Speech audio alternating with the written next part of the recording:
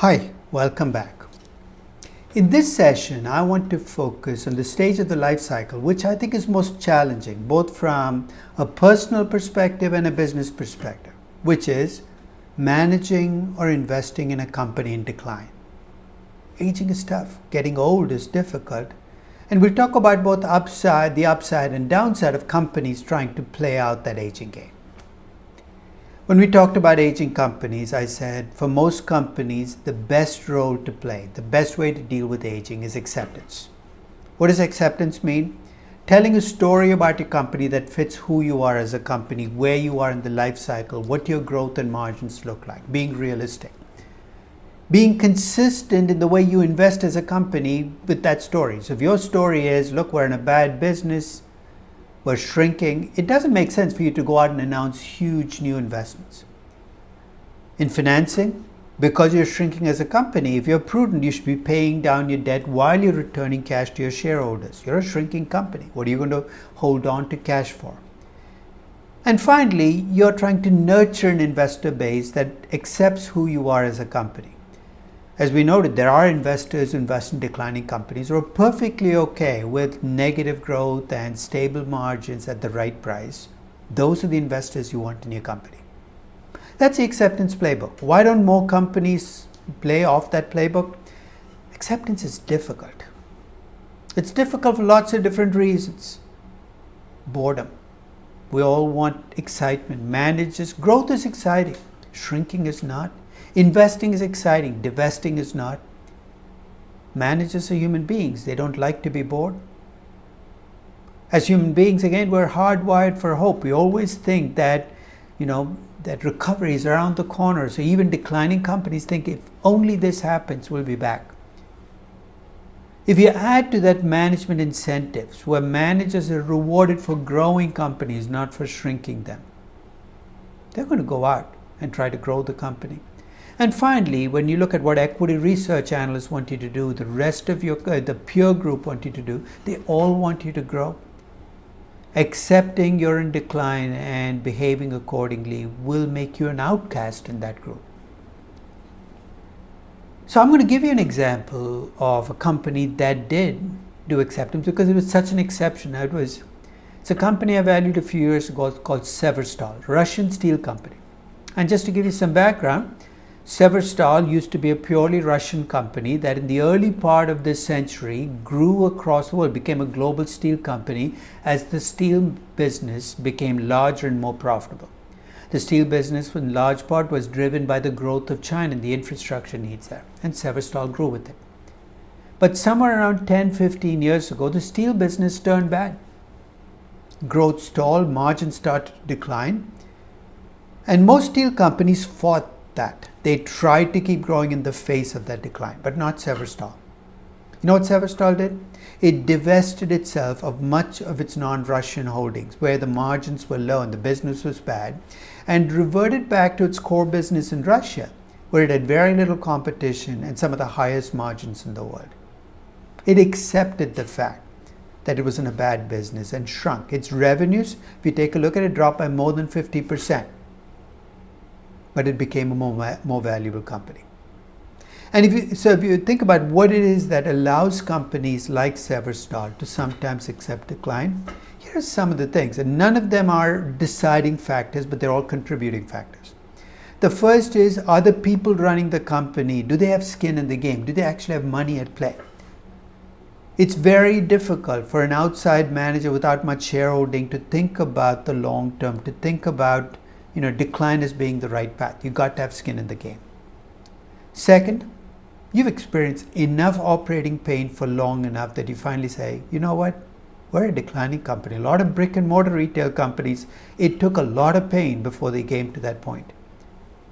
The third is your investors keep telling you you're a declining company, don't grow. And finally you listen. And there is a market mood effect. When markets are buoyant and upbeat, it's difficult to map out a path for decline because everybody around you is growing. Markets turn down, capital gets scarcer, more likely to see decline accepted. And finally, if you remember our sessions on debt, we talked about debt as a disciplining mechanism. Sometimes the presence of debt can make you accept decline and say, if I keep investing in this business, I'm going to go bankrupt. Acceptance is difficult. Relatively few companies go down that pathway, but for many companies, it is the right pathway. But for some companies which are aging, there can be renewal. Let's look at the instruments for corporate renewal. Let's take the most cosmetic of them all. You can change your name. By itself, changing your name does nothing, right? But changing your name can become the starting point for real change at your company if you're expanding or updating your product offerings. If you're trying to get rid of toxic connections. If I don't know whether you remember this company called Valiant, a Canadian pharmaceutical company that got into a lot of problems because of the way it bought drugs that were already in patent and tried to reprice them. Its reputation took such a hit that finally it renamed itself Bausch & Lomb, which was one of the divisions it owned because the name it had was too toxic. It wasn't able to attract employees. Scientists didn't want to work for it. So if you can, change after changing your name, change your product offerings, or use the name change to enter a new business, maybe there's renewal around the corner. In some cases, companies try to have a strategic makeover, try to become different companies by providing blueprints for who they're going to be. It's a blueprint though. The word strategic is the dead giveaway. Anybody can come up with a strategic makeover, but some companies can pull it off because they have a credible management. It's very difficult for a CEO of a company who's been CEO for the last 20 years to give you a strategic makeover because you've been running the company for the last 20 years. It's easier to sell it if you've just become CEO. In some cases, companies remarket and rebrand themselves. It's tough to do if you've been around a long time, right? But take Harley Davidson, legendary brand name, which had been let to wither away and finally rediscovered its brand name, became a case study at Harvard Business School. It's tough to do, but sometimes rediscovering the core of what made your brand attractive and remarketing it might give you a new life. And finally, there are cases where you take a product that you've been offering for 50, 80, 100 years, people are tired of it, and redesigning that product might give you renewal. It's a risky strategy. Remember the old Coke, new Coke, but there are times when redesigning and offering the products and services can give you renewal.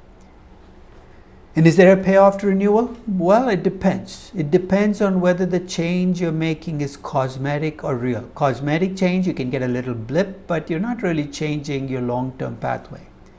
If it's real change, it's showing up in your operations and your products. Second, are you renewing because you want to push up your stock price, or you're renewing because you want to change the way you operate? Lots of companies announce renewal plans because they want to jump in the stock price. That's not going to last very long. Renewals that are built around operations are more likely to have long-term consequences. If you're the only firm announcing a renewal, let's say you're in a sector where everybody's been doing the same thing forever, and you say, look, we're going to do things differently, your chances of success are greater than when everybody wakes up at the same time and tries to do the same thing at the same time. Brick and mortar retailing. Everybody woke up to online retailing and they all tried to offer online retailing at the same time. It became very difficult for any one of them to win. And finally, if you are going after new customers, you got to be careful that you're not, turning away your old customers. I remember in the 1990s, Gap became a legendary retail brand built around khakis. And the kinds of people who came into the Gap reflected that. They were well-to-do, middle-aged, not interested in being at the cutting edge of style because they wanted their khakis and they wanted them the way they'd always got them. That market was maturing, so the Gap decided it was going to go after a younger market, an Abercrombie and Fitch market instead. You think that's a great idea? The only problem is in the process, they alienated their core market, the one that made them successful in the first place. So if you're putting together a renewal plan, I'd like to see the details. Is it cosmetic or real? Are you doing it to push up the stock price? Are you doing it because you want to change the way you operate? Are you the only company that's doing this, or is everybody in your sector doing the same thing at the same time? And if you're going after new customers, are you taking care of your old ones? Those are renewals. Let's talk about revamps. In a revamp, you're really changing your business by offering a new product or service. The New York Times, the old publishing status quo, a company that built its reputation and its market cap around publishing a newspaper in New York City, became a very different business, became one of the few publishing companies to prosper by creating an online version that wasn't just their physical paper, but added components to it that made it attractive as an online business. Included games and New York Times cooking. Sometimes a revamp can take a new market. Goya. Goya's been around a long time. For much of its early life, it made beans and products for a core market that was primarily Spanish, Mexican.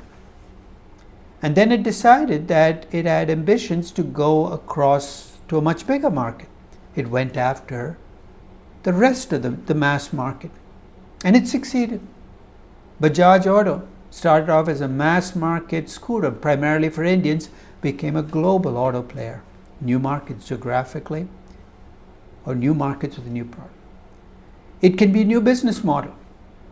Adobe, for much of its early existence, made its money by selling software. I'm a customer, Adobe customer. I used to buy Adobe Dreamweaver, Adobe Acrobat, and then milk it for as long as I could.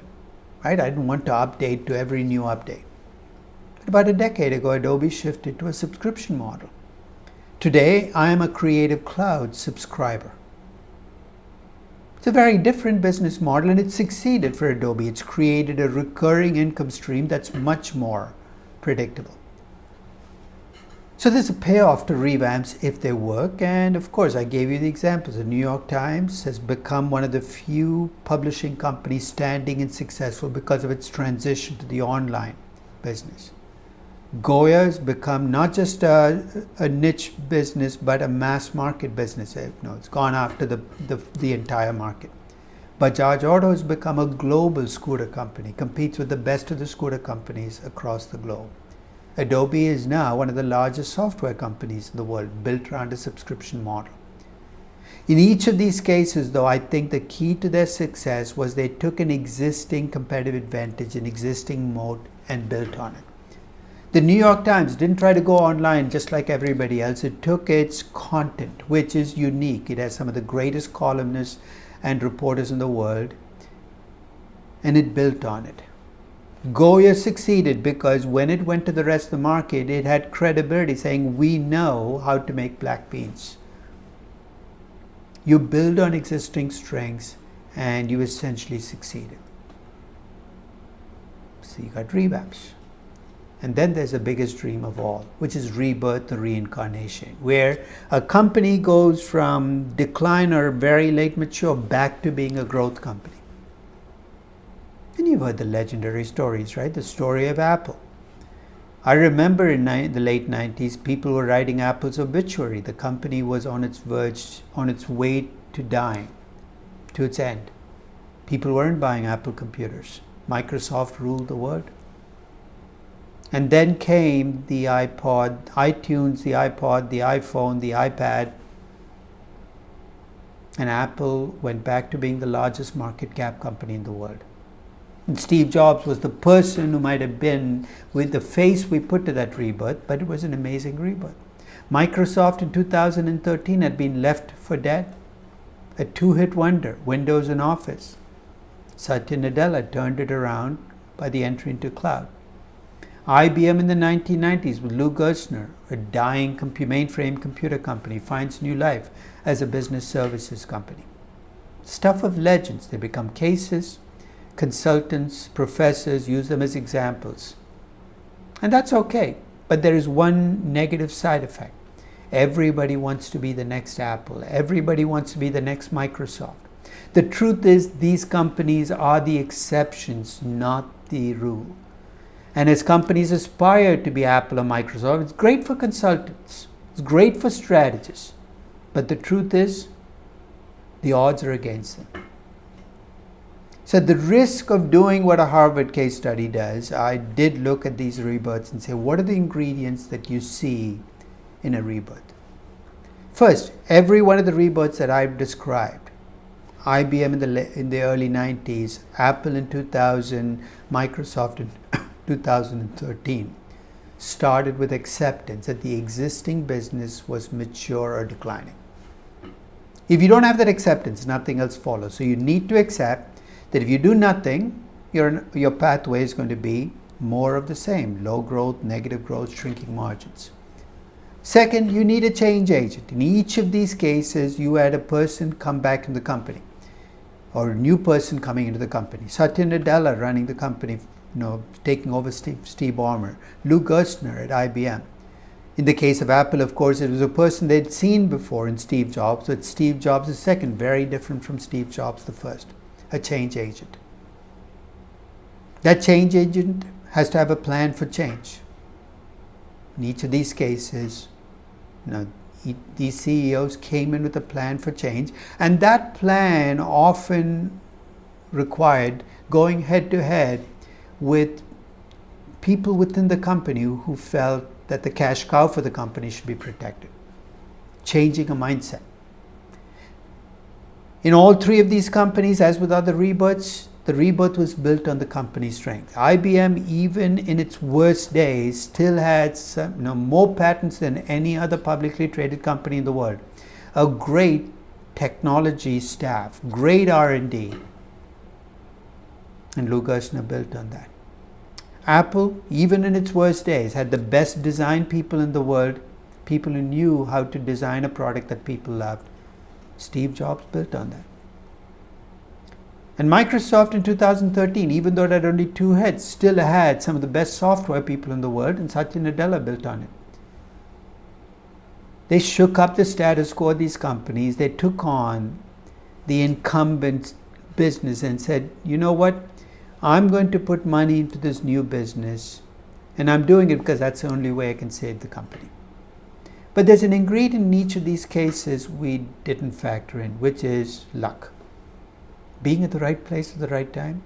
I wonder if Steve Jobs had tried in 1990, what he tried in 2000, whether he'd have succeeded. I don't think so.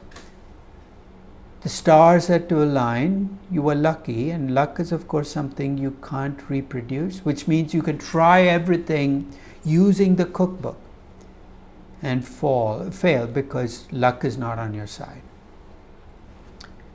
So those are the upside scenarios: acceptance, revamp, rebirth, and reincarnation. There are potential downsides in aging? Absolutely. The first are the steep falls. Steep falls happen when you think you're a high growth company or maybe an early mature company, and the next thing you know, you're in decline. How did that happen? The first is you tied the company to a personality. The company is built around a personality, a key person. And if that person is no longer around, the company can't keep going. It's one of my biggest concerns with Tesla and Elon Musk. It could be the company was built around political connections. You were connected to the right party, the right people in power, and they've now lost that power. There goes the company. It could be that your company's success was concentrated on a couple of customers, a couple of products, a couple of geographies, and trouble in each of those spaces causes your company to fall apart. It could be that there's a disruptor who's changed the business. In the last 20 years, that's become more and more of a phenomenon to worry about. And finally, it could be an act of God, something that is out of your control. You are a budding, successful hotel company, then COVID hit, and you didn't make it.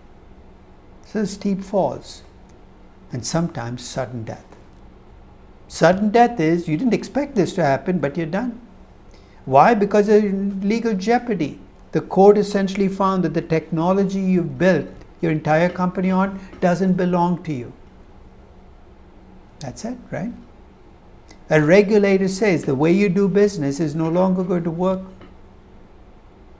Or your management has walked a little close to the edge and committed fraud and criminal behavior, and they're going to jail, and they're going to take the company down with them. Downside can be steep falls, it can be sudden death. And there's a third possibility, which is you go into Zombieland. You got a broken business model, you can't fix it.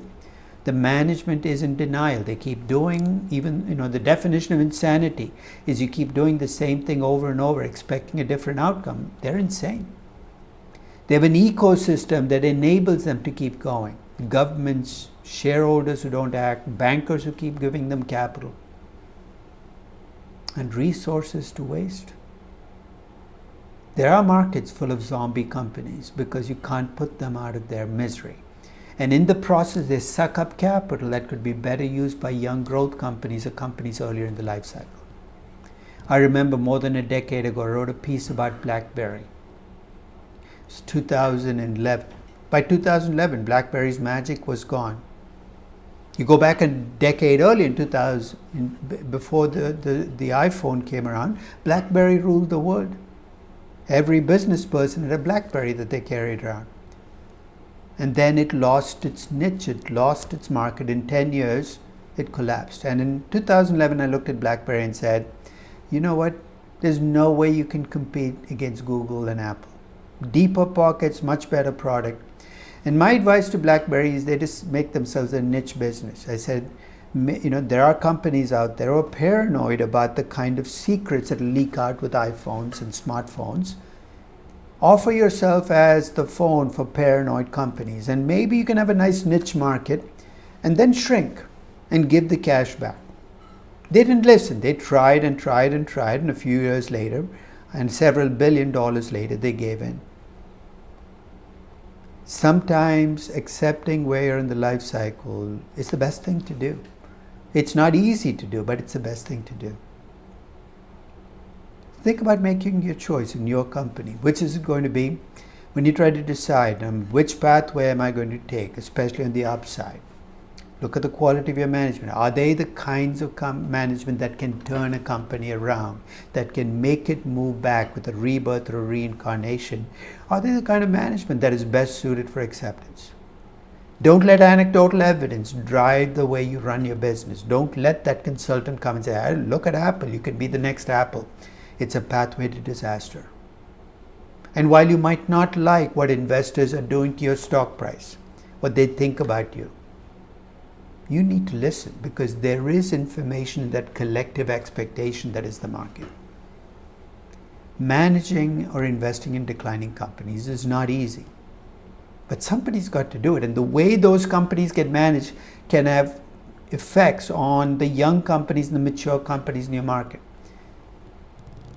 I hope you found the session useful, and I thank you very much for listening.